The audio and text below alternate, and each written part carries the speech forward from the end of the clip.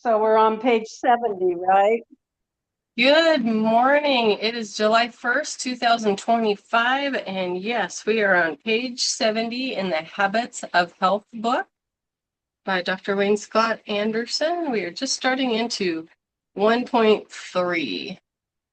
So let's see. Transformation. And this is Mark Nelson. We actually heard him speak when the essential amino acids came out. He was powerful.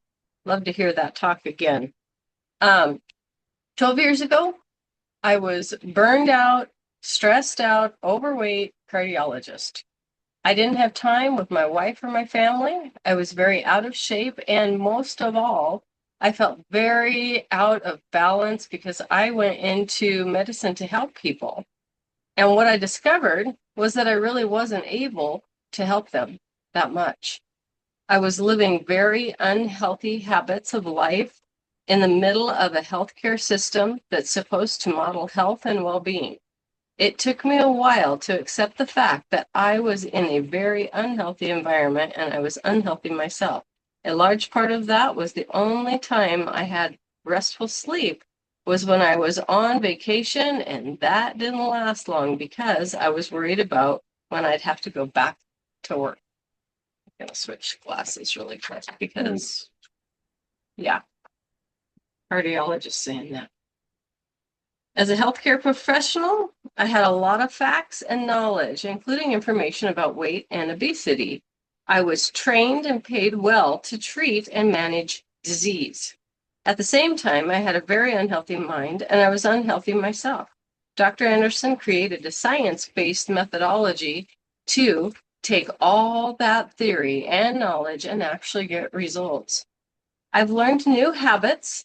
I eat healthy, I hydrate well, and I sleep very well. I work out all the time and I love it. Uh, I have peace and balance in my mind and in my life.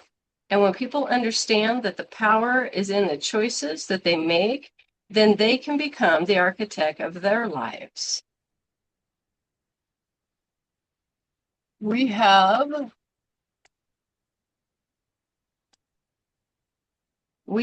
a science, good morning, Marta, science-based methodology.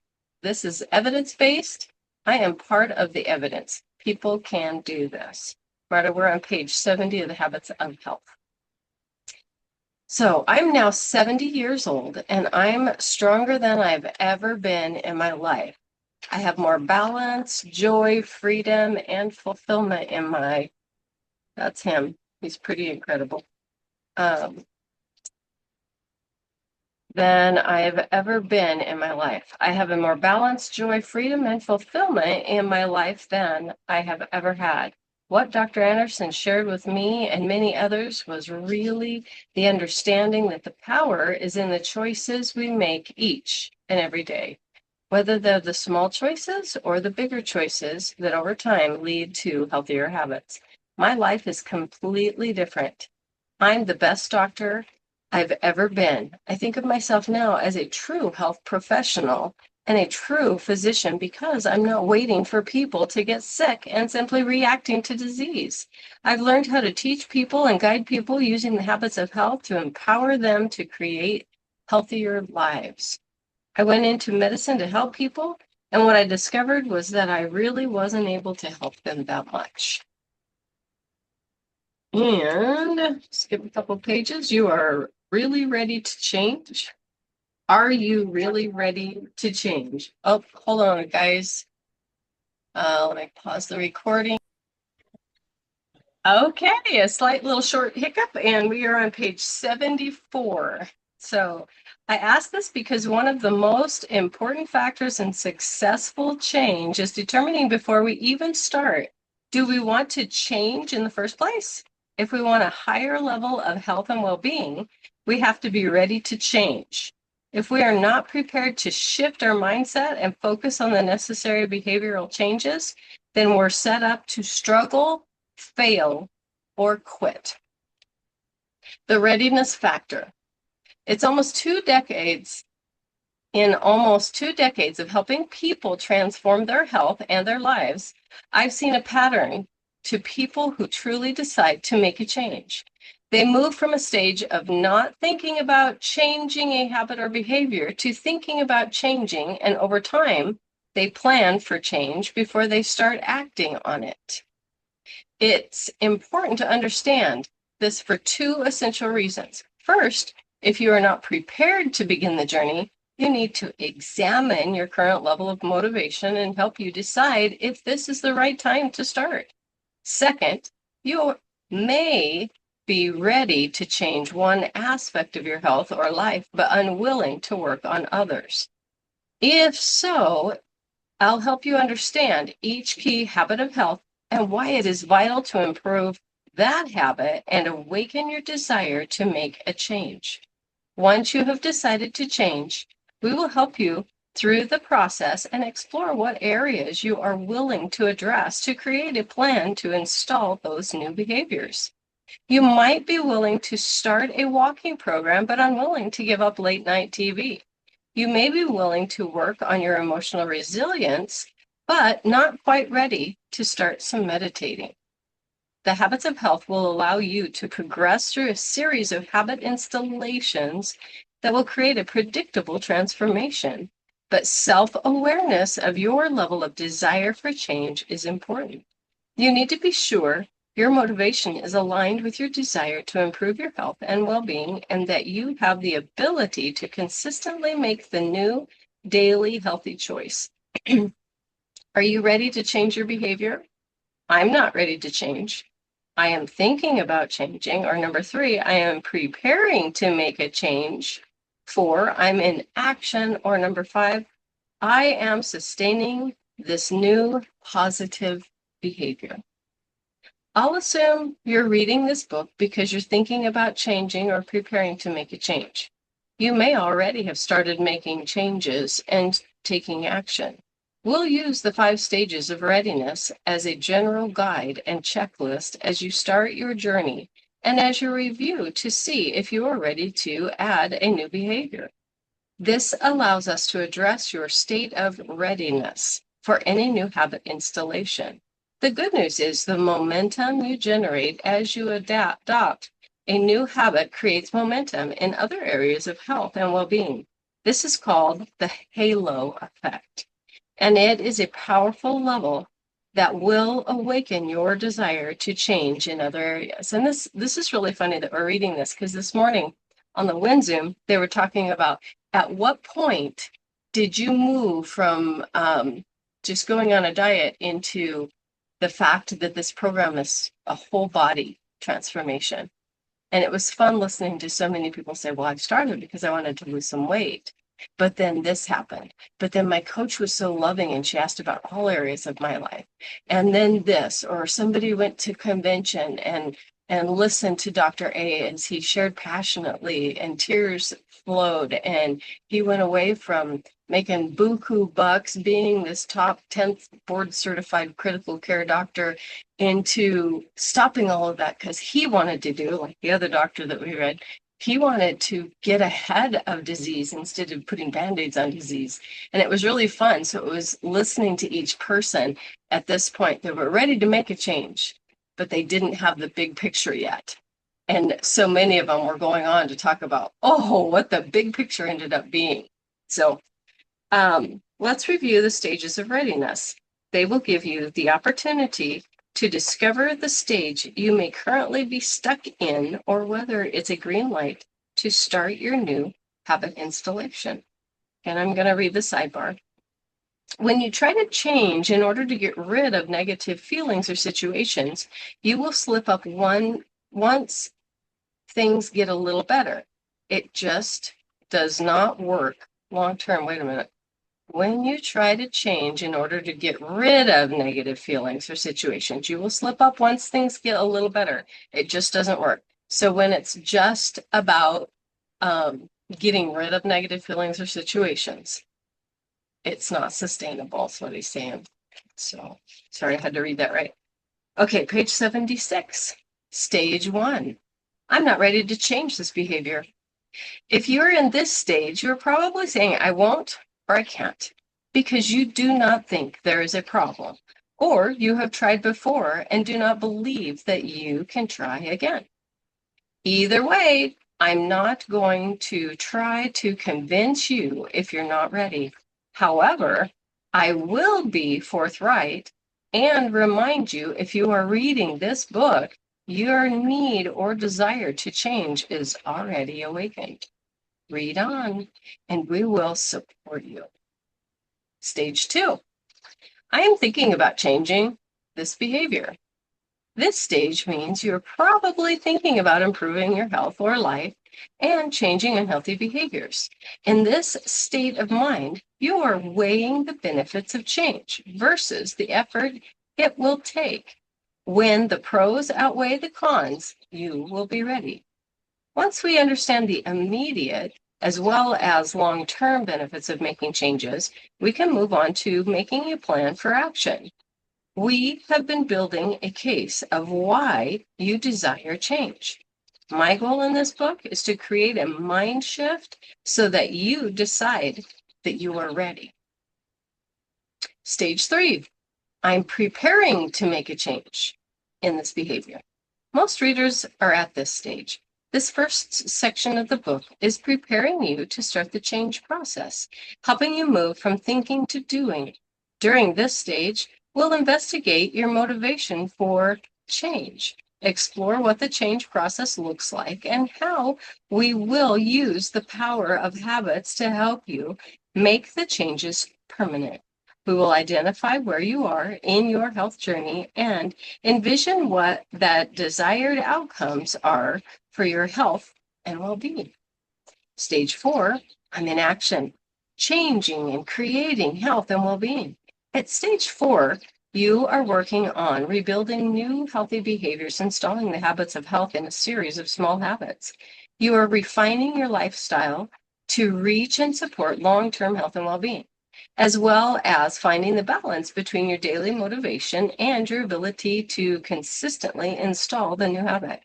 It's when you're remodeling your environment, your relationships, and building your mental and physical strength to stay on track.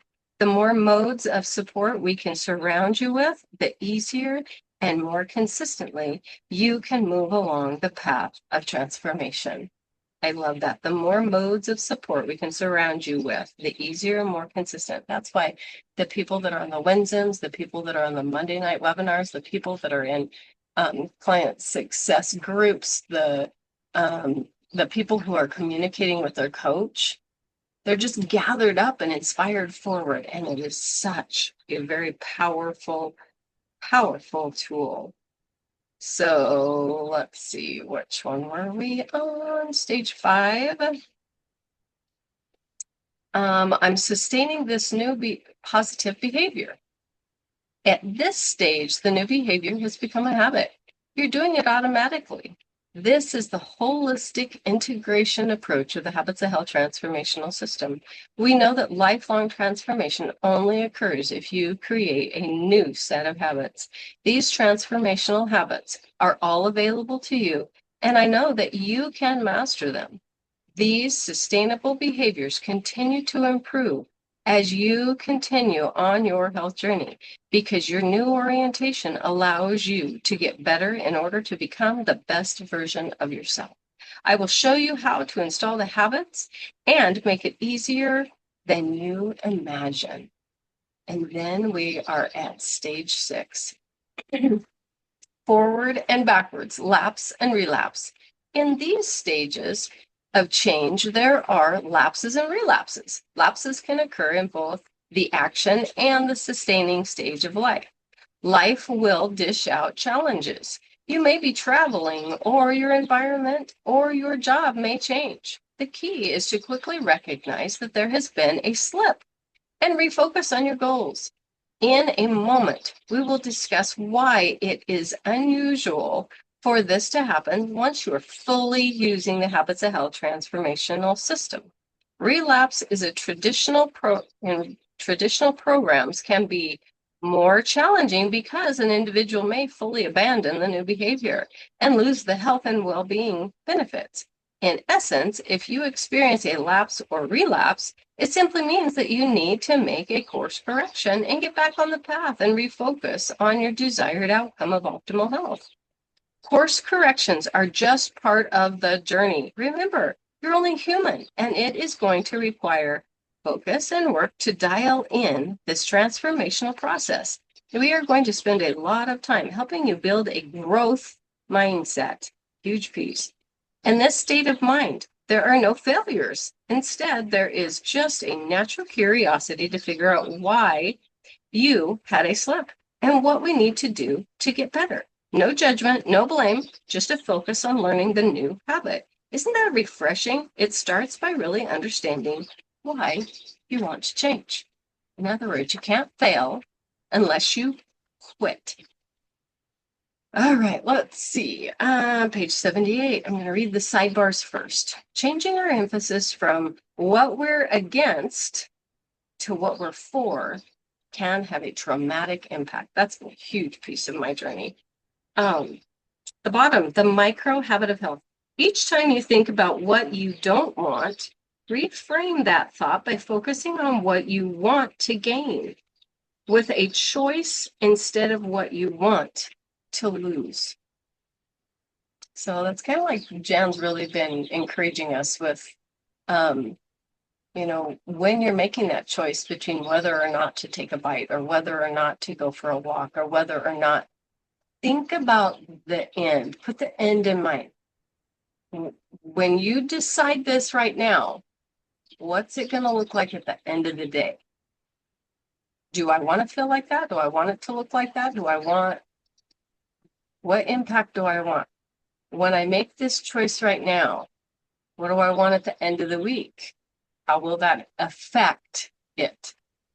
What do I want at the end of the month? How much is this, whatever it is that I have to make the decision on, going to affect the end of the month? What about this? I just talked to a friend. He's going up to Owyhee Reservoir. He says, yeah, I'm going to disconnect from cell service, and it's going to be really great, except for everybody brings so much food. And I was talking to him, during that time and that fun time that you have with people and family and friends and grandkids, how do you want to feel? Do you want to show up like the person that's eaten so much that all you want to do is sit in the chair? Or do you want to be the person that fuels your body properly and you're ready to go and chase those grandkids? Are you ready to go and get on those water skis and feel fabulous as you pop up out of the water and your strength is there? Or do you want to be the sluggish one sitting in the corner of the boat just enjoying the breeze? If we make all of our choices come from a place of what do I want in the end, our stop, challenge, and choose looks so much different. Wow, sorry, I've sidetracked. Okay, back to page 78. The motivation factor. Why do you want to change?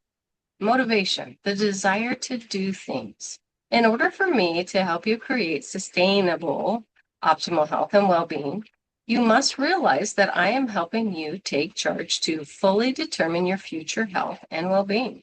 Only by equipping you to take full responsibility will you be able to reach the highest level of motivation, engagement, ability, capacity, and resilience to thrive and be successful.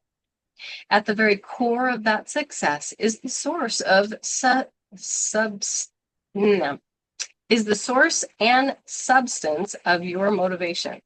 There are generally two sources of motivation: external and autonomic. External motivation. This is often when someone other than ourselves, our spouse, our boss, our parent, tells us what to do. Our spouse demands that we lose weight. To avoid conflict, you say, I'm on a diet because my wife will get upset if I eat that fast food. You are being compliant to avoid conflict. You are trying to solve a problem. We internalize the external pressure without really wanting to make the change or aligning to it with our personal values and desire. It sounds like I ought to, or I should start to watch my weight. This external pressure may work in the short term, but it won't work long. Autonomous motivation. This source of motivation is sustainable. It's good for our future. We decide because we want the energy to make a difference in our lives. We want to live longer in a healthy stage because we want to play with our grandchildren. We voluntarily decide to make this change. We want to become good at it. We want to share this change with and be supported by others. This self-motivation is a powerful source of energy that is aligned with both our biology and our deep desire to survive, belong, connect, and make a difference. Recent studies show that those without a deep sense of meaning and purpose are more likely to get sick. When we look deep inside ourselves and align our desires with our values, we are much more likely to create sustainable results. Throughout your journey, we will come back to why you are doing what you are doing. It is a key determinant of your ability to make the changes and whether those changes will be transient or lead to the transformational power of the habits of health. So let's return to the question, why do you want to change? The answer might seem so obvious that we don't often think to ask the question or to properly consider the answer. If you're overweight, have poor health, feel tired, and lack energy, the obvious answer is that you want to change in order to solve those problems. That's true of most changes we try to adopt. They're based on solving a problem or trying to get rid of an unwanted situation. This type of motivation almost never leads to lasting change. Typically, you make some changes at first, but later you fall back into your old ways of behaving. Why? Because whenever you experience emotional conflict and feelings of negativity, you want it to stop. Who wants to feel uncomfortable? You think about your health problem and about how much you hate the way you look, and your natural response is to feel terrible. In order to end this discomfort, you take action that makes you feel better about yourself. Maybe you go on a diet, get off the couch more, and start exercising. But those actions aren't motivated by what you want, and so they lead you into a predictable cycle. Emotional conflict leads you to act. Number 2, because you acted, you feel better, even if the situation hasn't changed much. Feeling better takes the pressure off, thereby lessening the emotional conflict. Less emotional conflict means there's less reason to continue doing the things that reduce the conflict in the first place. Since you feel better, you no longer feel a pressing need to follow through on your actions, and the original behavior returns. Here's another way of looking at this cycle. Your bad feelings, intense emotional conflict, motivated you to take action, which reduces your emotional conflict. And it is emotional conflict, action, less conflict, less action. And there's a kind of a picture of that cycle on page 79. But once you experience the relief of less emotional conflict, your motivation to change weakens and you have less need to act. It's a typical yo-yo pattern, and the most natural thing in the world is to fall back into your previous habits, eating, smoking, or whatever it is you're trying to change. In fact, it's more than natural. It's inevitable. Here's a truth that's worth committing to memory. Conflict-driven motivation is one of the major reasons people yo-yo. And what's reinforcing this pattern? Look at the healthcare providers warning patients about the ill effects of eating the wrong foods, of not exercising, of smoking, or of not taking care of themselves in lots of ways. You leave their office ready to do anything to avoid the terrible thing that could happen to you if you don't change your ways. Doctors mean well, but unbeknownst to them, they're setting a yo-yo pattern in motion by using threat to force change in their patients. Their intentions are good, but their approach floats like a lead balloon, despite the fact that relying on self-control is nearly impossible and unlikely to lead to long-term success. Most of us regularly use this sort of conflict manipulation to try to lose weight. It just doesn't work long-term, especially if you're an emotional eater. That's why we're going to change the way you motivate yourself and, in the process, create a fundamental new habit of health.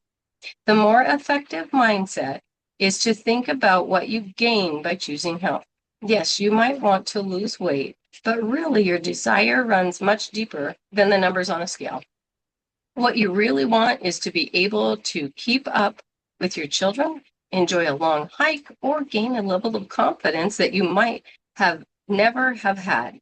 This is the more powerful way to think about your health. This is tapping into autonomous motivation in a deep and profound way. Lasting motivation comes from focusing on what you want to gain and not what you want to lose. And lastly, I'll read this little sidebar. The right eating approach is vitally important, but it's just the first step for long-term success. You need the right motivation.